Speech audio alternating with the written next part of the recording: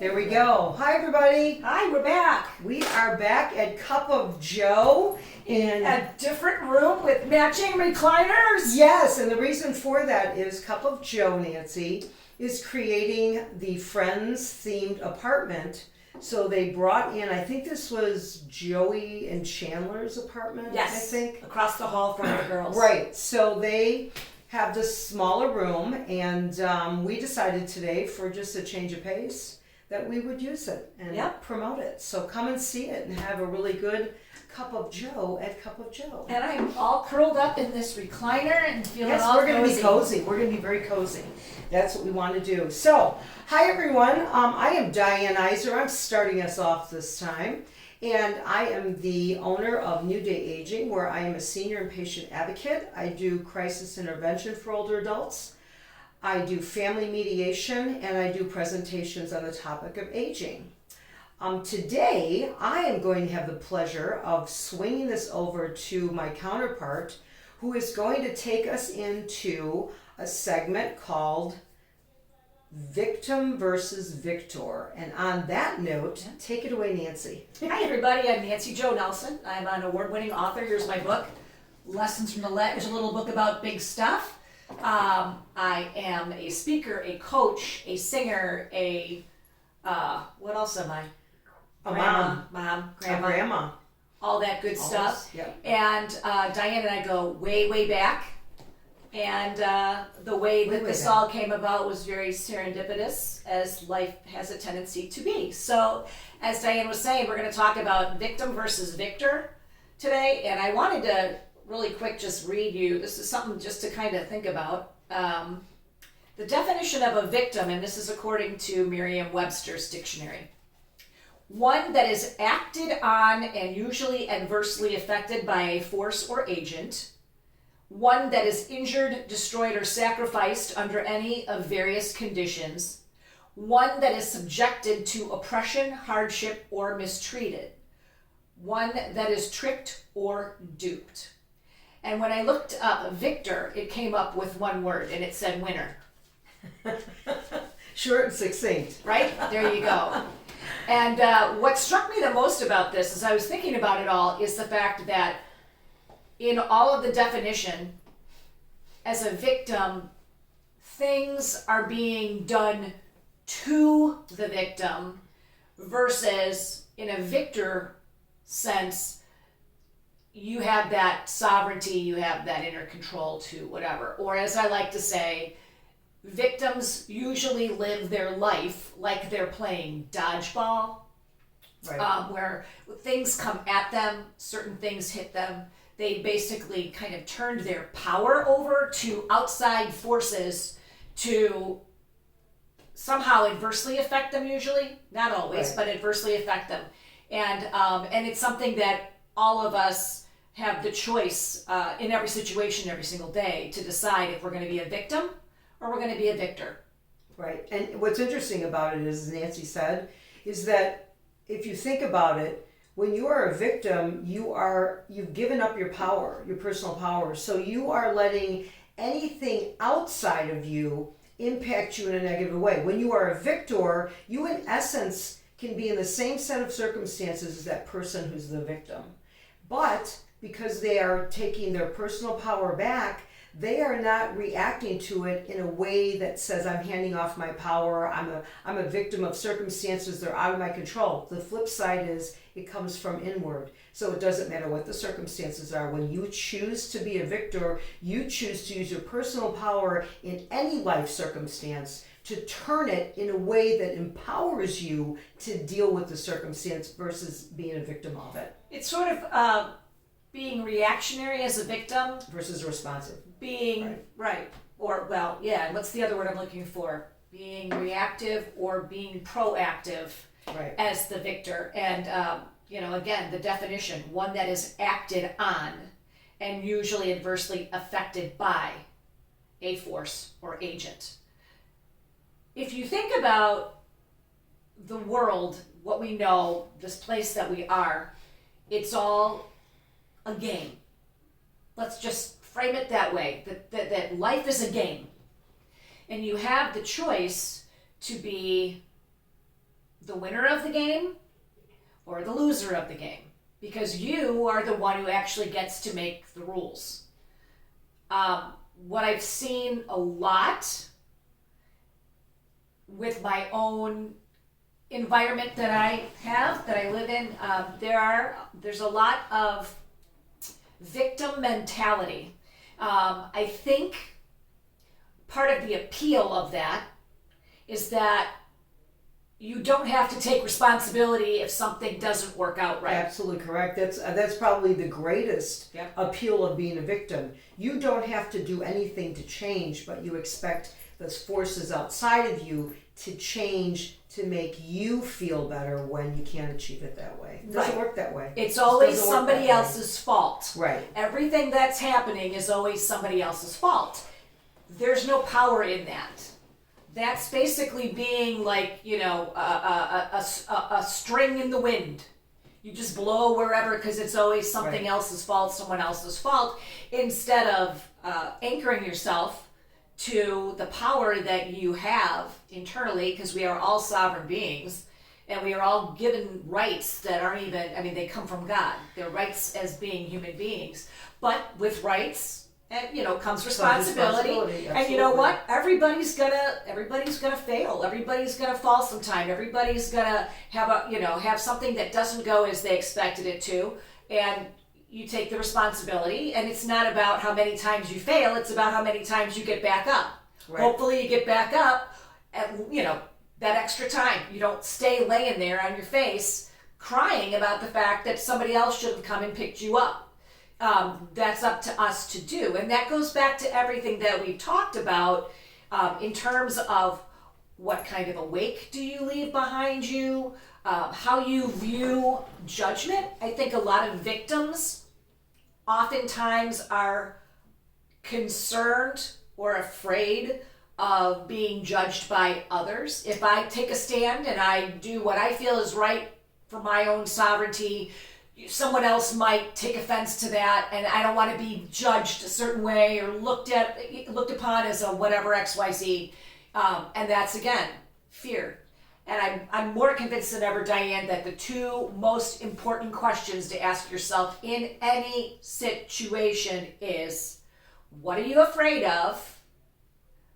And I can't remember the other one. It'll come to you in a minute. It will. So while you're thinking about it, what are you afraid of? I'm going to jump on this because you said judgment is key. Where is your power? There you go. There you go. I told you we could. I know. I told you we could. But here's the interesting thing that she just said. A lot of times when you're in a victim mode, you are in the victim mode worried about being judged by others. But here's a twist on it.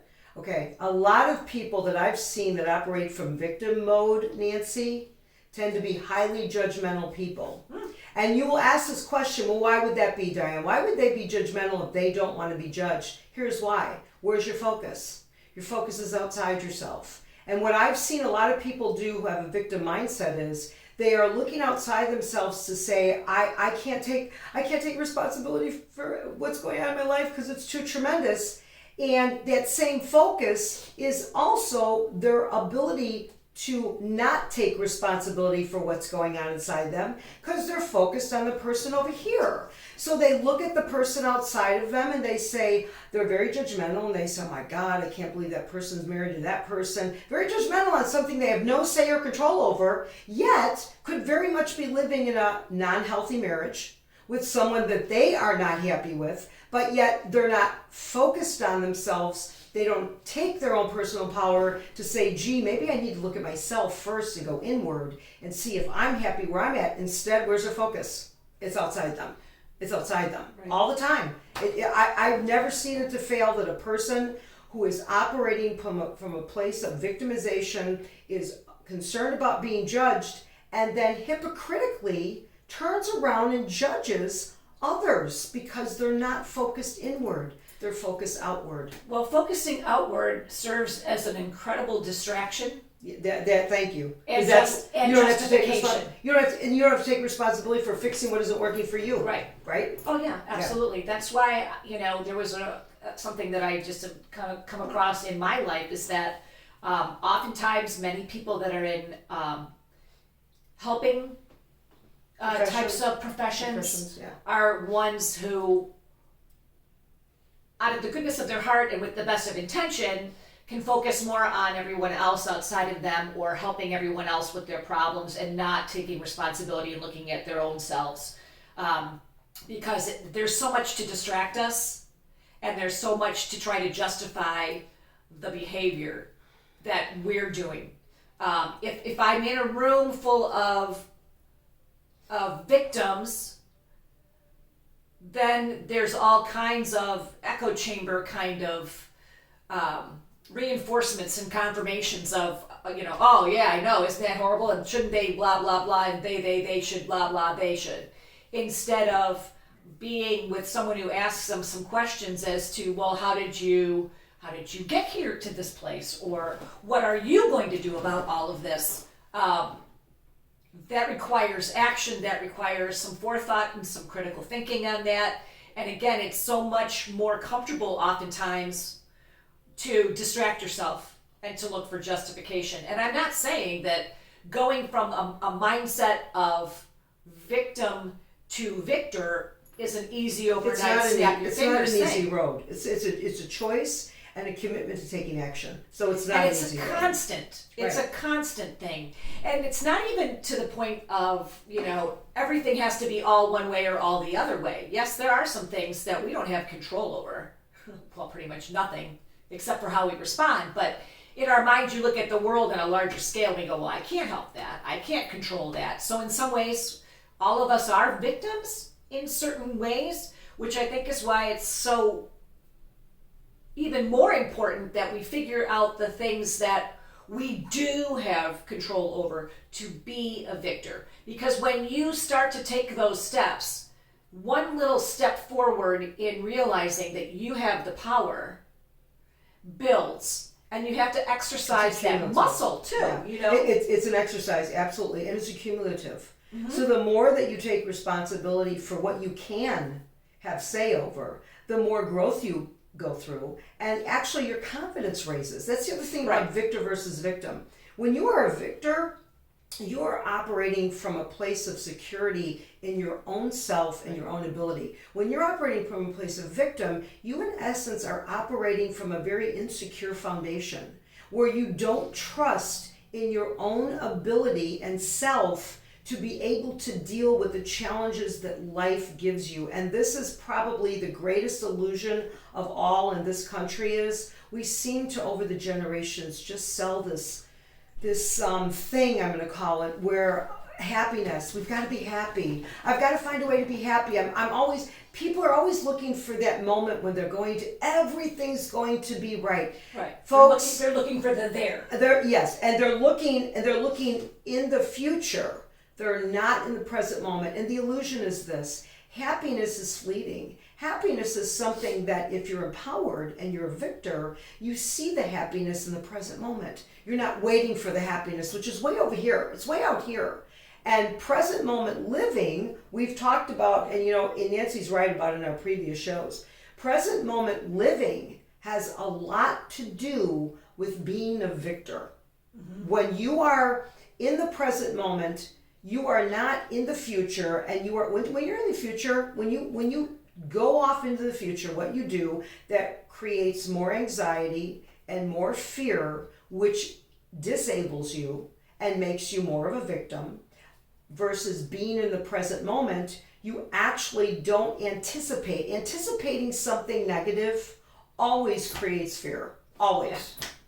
Beyond a shadow of a doubt. Fear and anxiety, but it's a great distraction. Yeah, it is a great distraction, and I think too. Do you operate from a place of strength? And I correlate strength and power together.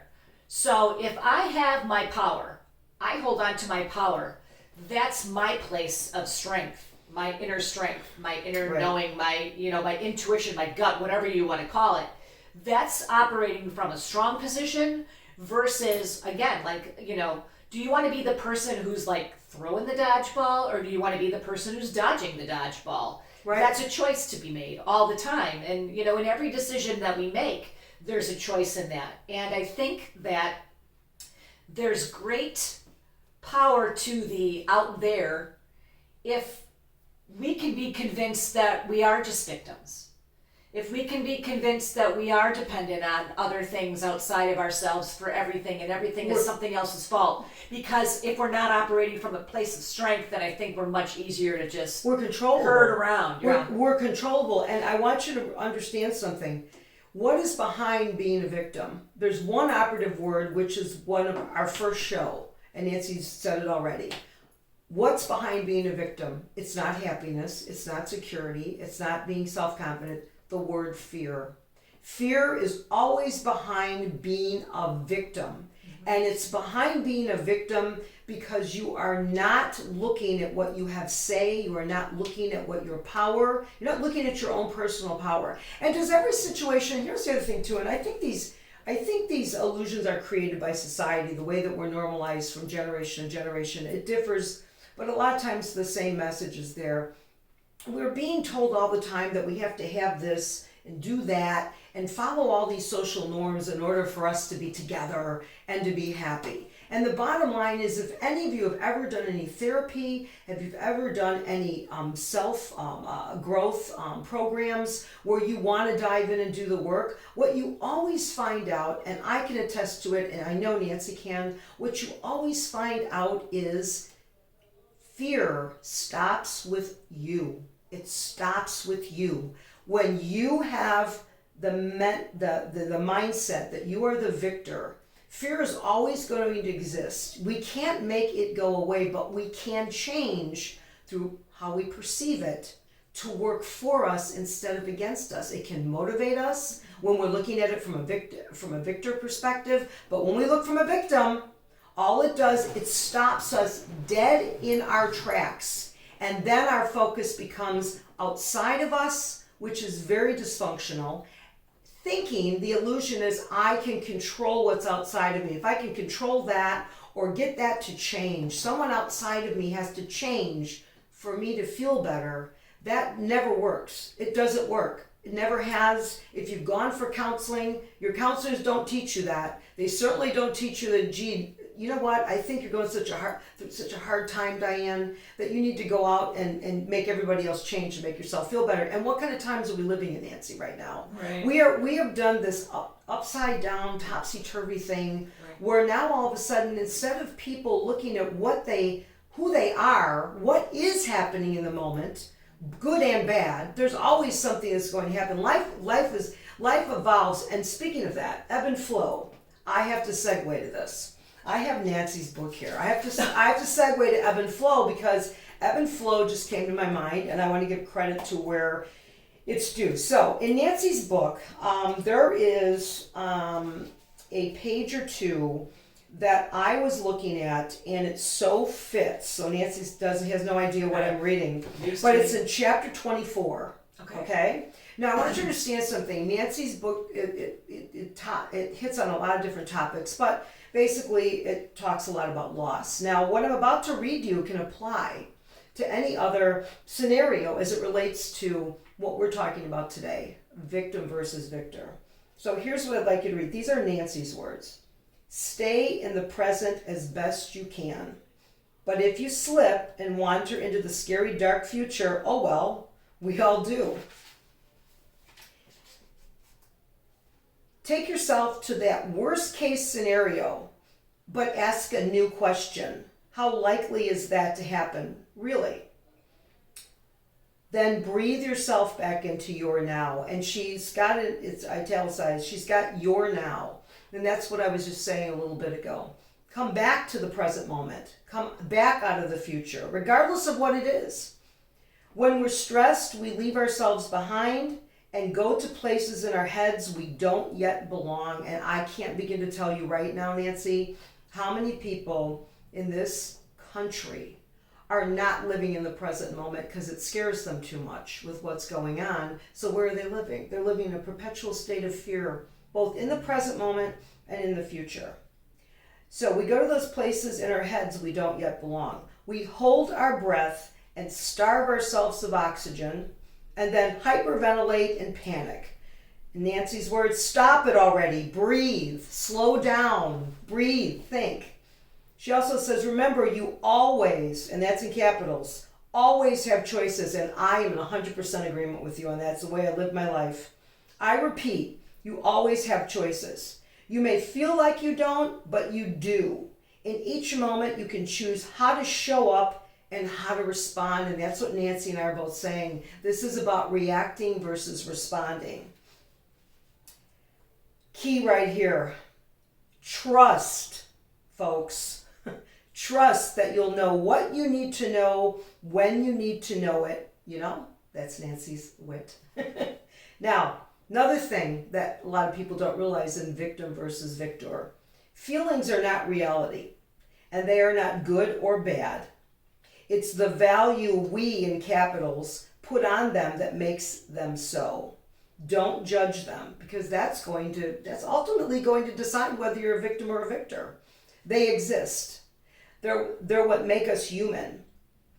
We're bigger than they are, and feelings can't kill us. A lot of people, Nancy, make decisions based on feelings and have no cognition that they're doing that, because the feelings are so strong, convincing them of one thing or another, based on fear, based on being attached to the outcome. Ego and outcome was another one of our shows. And then finally, what is true is that we will never have this moment again. Present moment living is what I was saying. What is true is that our feelings will change, and we'll have new ones in new moments. They will ebb and flow like the tide. And that's where I was going with the ebb and flow. So in Nancy's words, so ride the wave, my friend, with gentleness, love, and understanding. And that's for yourself and everyone around you. And I think that these are all the more putting the plug in for my friend's book here. But there's some great things to be learned from her book. And they pertain to all the things we've talked about. She's a great life coach. She's doing her work. And she's trying to leave this world a better place, as I am, and challenge the things that are ultimately causing us to be disconnected from each other versus connected. And I think that when we talk about victim and victor too right now, Nancy, what's coming to mind for me is we've swung away so much in the last year and a half of our lives from the individual mindset to the collective, that this is what we stand to lose when you are Now, collective isn't necessarily a bad thing, but when you cease to acknowledge that we are individuals and we have choice to be a victim or a victor, that's when we have problems. Right. That's when we don't function well. That's when we cannot be connected in healthy ways to make the collective better in this world. Well, right. Do we want to be a collective of victims? Or a collective of victors. And because even if you have your own sovereignty and your own autonomy, you still are connected to each other. Exactly right. Exactly right. And I think that makes you, here's my passion coming out, that makes me want to jump on this. Because for a while now, we've been convinced that if we all don't think alike and act alike and do the same things, that we don't care about each other. That is not truth. That is not truth. What is truth is what Nancy just said. When we make clear choices to be victors for ourselves first, then we operate from a place of security where we want not just security for ourselves, but we want security for everyone around us. Right. It doesn't work the other way. It doesn't work when you try to get people to do what you want them to do, because then there's no individuality and you don't have choice. Right. This is being a victim or a victor boils down to one word: choice. You said it in your book.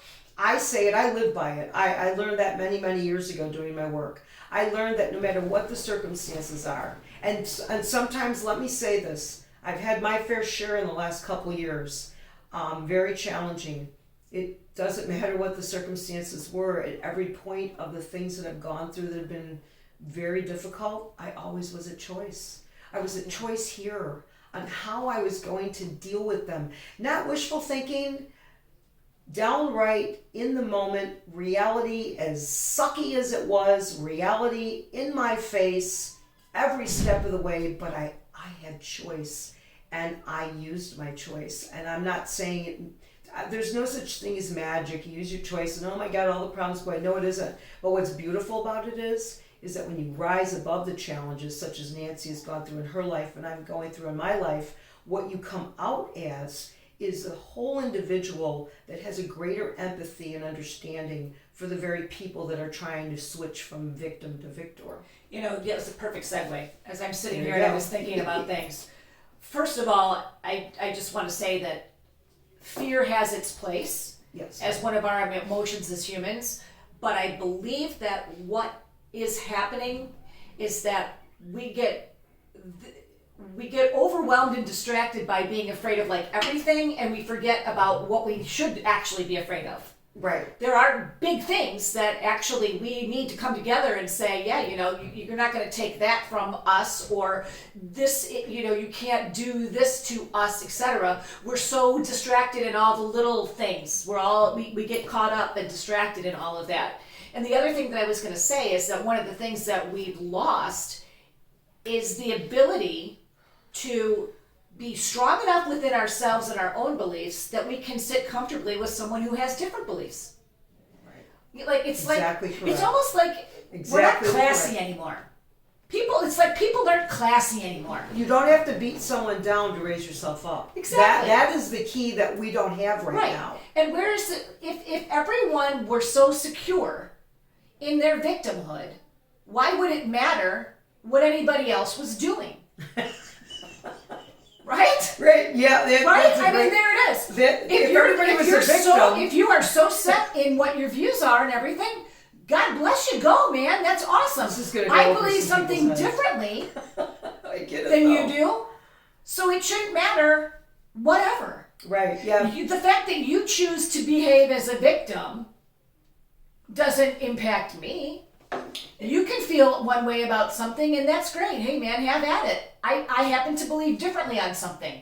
That doesn't mean that I think less of anyone else, That's or right. or that I disrespect someone else, or I scream in their face, or I beat them over the head until they believe what I believe. Like, I don't need, this sounds weird, I don't need you to believe and think exactly the way that I do. And quite frankly, I hope that you don't. Right. Because I am an individual, just as you are, just as Diane is, just as anyone is. And it's like you're trying to put everybody in one of those Play-Doh machines and like squeeze them out the pumper and have everybody look the same. Right. No, that's boring and beige and, you know. Right. So that's the part that I guess I don't understand. If people are so set in what they believe, and what they believe is that it's everyone else's fault, then why should it bother you if I don't agree with you? Well, but here's why. I'm going to say this, probably I would say most, if not all, people who operate from a victor mindset, I'm not going to say all because I don't have stats, but most people operate from a victor mindset don't necessarily need to have somebody's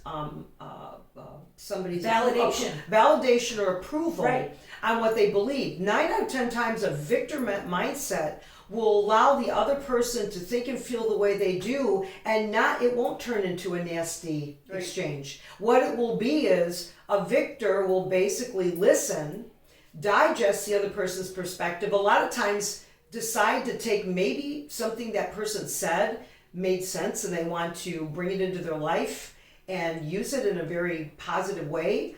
Or they'll let go of what they just don't care. Right. I just don't care. Or they just don't care. Have at it. I just don't care. And they don't know, and not just they just don't Not care. in a callous way. No, not in a callous way. But I don't need you Right. to validate me. Right. I'm not going to hand my power over you to judge me or make me feel a certain way. I hold that. Right, but it comes from a secure place. Nancy said that with great passion, so that's why I'm kind of jumping in here, because I always say things with great passion, and I know a lot of times because I'm so passionate, people think I'm so rigid in what I get that you're angry because I talk or louder, angry. and I'm like, no, Well, that's I'm I'm just Italian. excited. I'm Italian. I'm emphatic. It's got nothing to do with anything. I'm Italian, so I talk Maybe loud. you'll know if I'm angry. This isn't anger. Exactly. But in that passion is a lot of truth on what she's saying. Most people operating from a place of victor are not defensive because someone else views life differently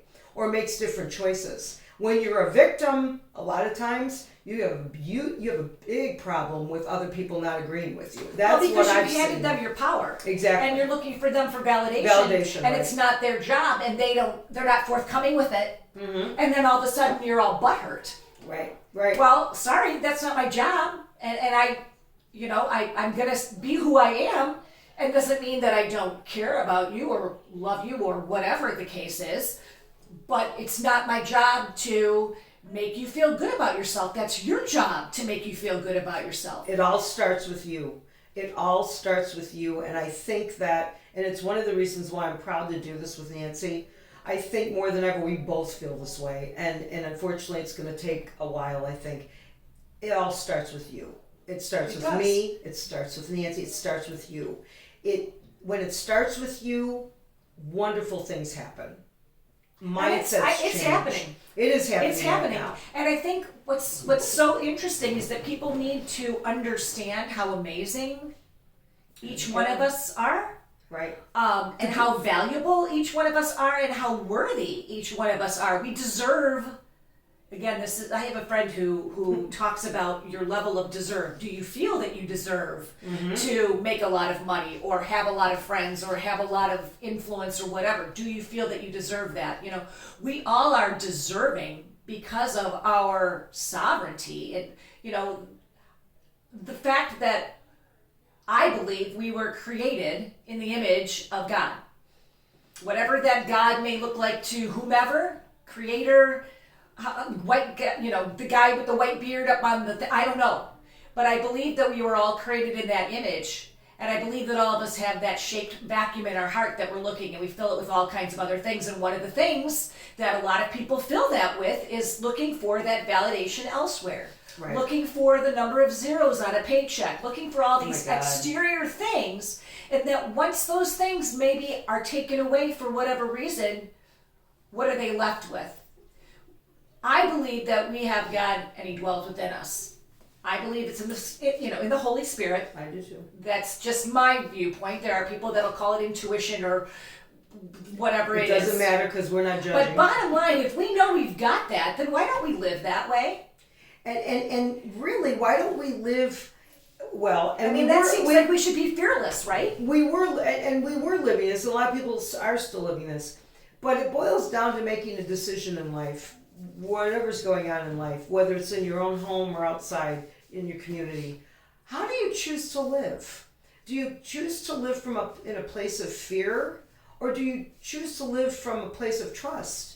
And when you make the decision to live in a place of fear, I guarantee you that you are going to feel helpless, hopeless, and incapable of dealing whatever comes your way. But when you live then you'll get angry. And then you're going to get angry, and you are not going to be the type of person you're proud of. Yet, when you live from a place of trust and you live from a place of hope, you are looking at life from the anticipation of the next good thing that can happen in your life, not the next bad thing. Fear is people looking at what the next bad thing is going to be that a lot of times they have no control over. And as Nancy said earlier in the book, is what's the reality? People are so concrete right now, unfortunately. They're so looking for the concrete answer that will allow them to feel better. And guess what? Life is not concrete, it is fluid. Meaning that it's changing. Always. Always changing. So 1 minute you can have a concrete answer to a challenge, but I guarantee you somewhere within the next minute, hours, days, months, you're going to be in a place again where you're not going to have that validation. And you're going to have to practice how you're going to respond to a challenge, not react from a fearful place. Well, and if you even look at the last 18 months, how many times did shit change? You thought you had it figured out in one way, and then it changed. And then you thought that this was true, but then this came out, and that was that. And all we did was like run around, and again, it was like playing dodgeball. Everyone felt powerless. Everyone was walking around in fear and dread and anticipation of the next shoe dropping, instead of getting back in your body, taking a deep breath, getting in the present, and right now, in this moment, what do I know for sure? And making your, and interestingly enough, Nancy, making your own choices, making your own decisions on how you perceive a situation and you are going to respond to it. Unfortunately, in the last year and a half, it's been a very reactive time frame.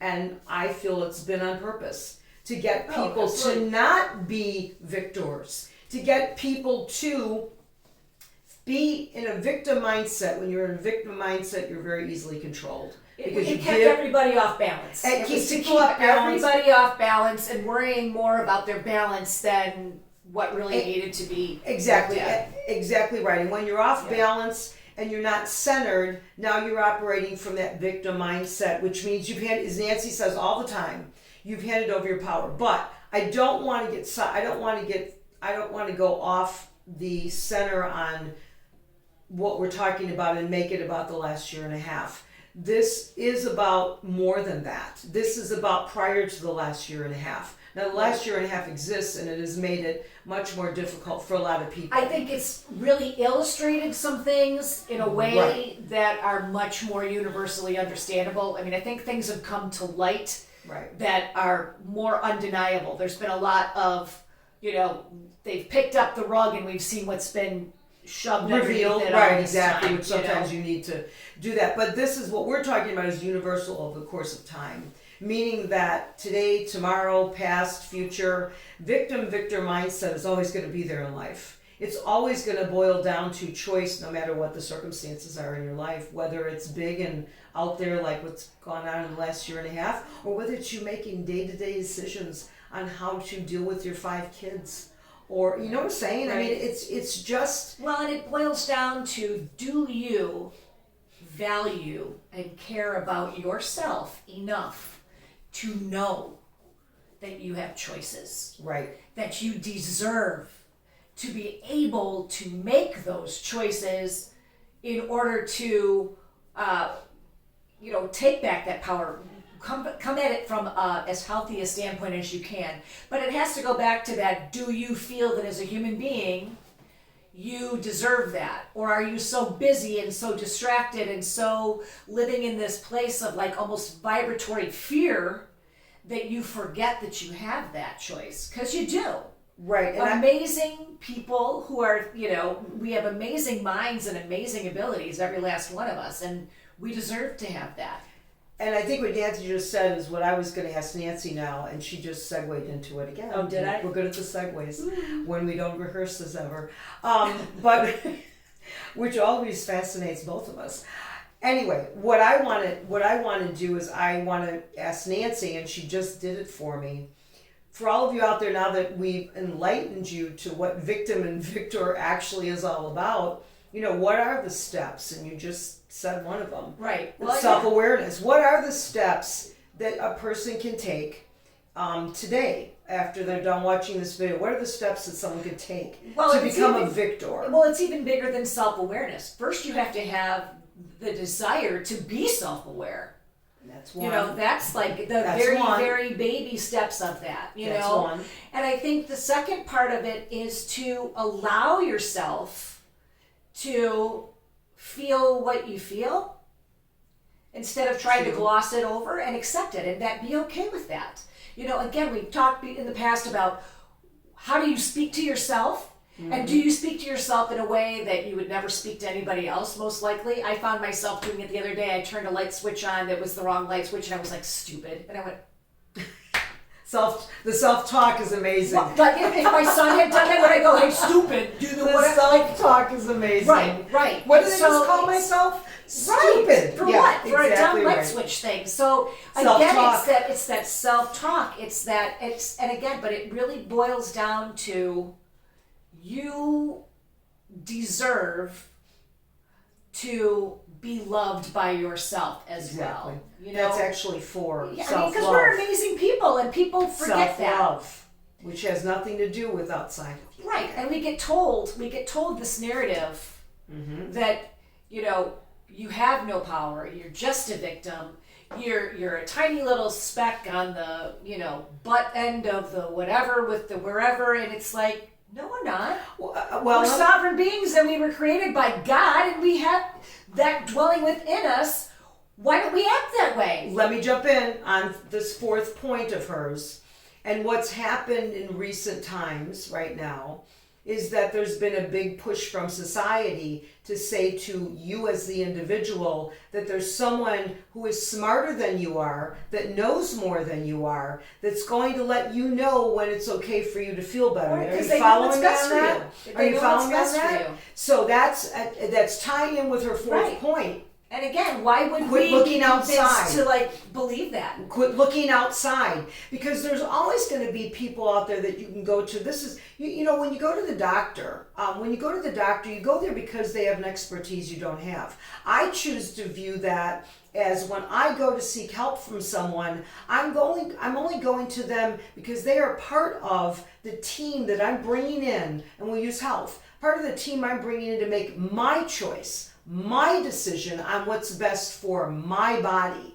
That's part of that fourth point that she's saying that I wanted to bring in there very strongly, which is we have been in recent times where the message is wait for someone else who has more credentials, is more famous, whatever it is scientific, whatever it is, let us tell you when it's okay for you to not feel fearful.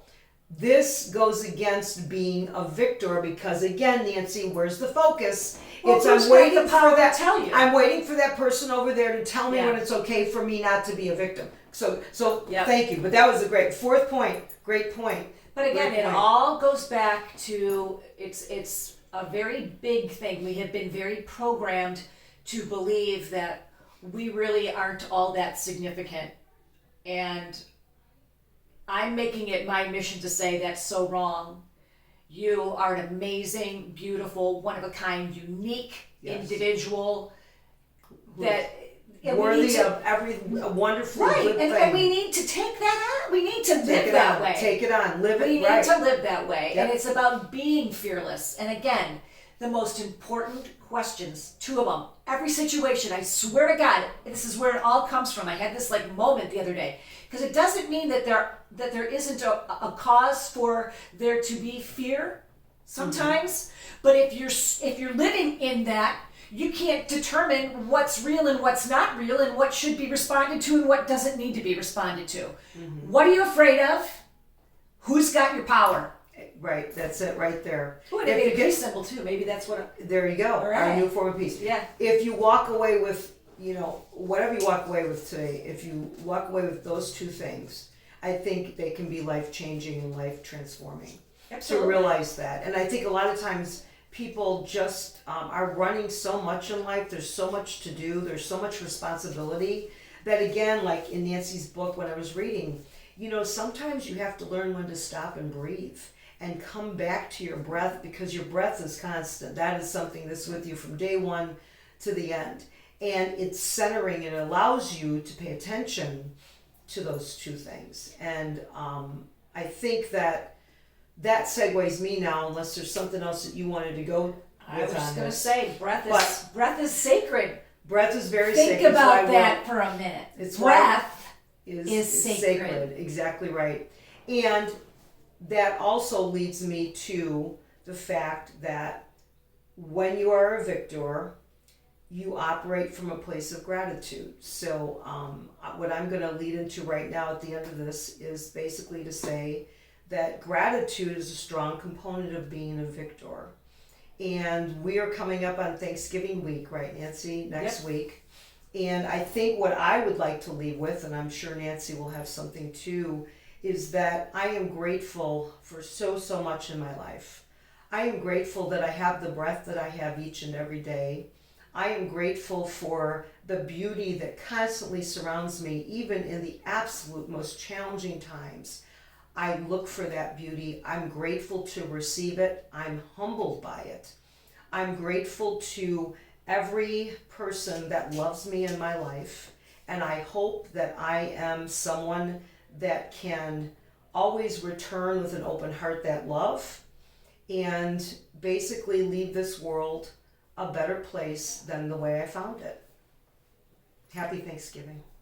Wow. There you go, Nance. I am grateful that I know that being grateful is a choice. That there is always something in the midst of, no matter what you're going through, that there is something to be grateful for, and I've made that choice. I'm grateful that this Thanksgiving will look very different than last Thanksgiving.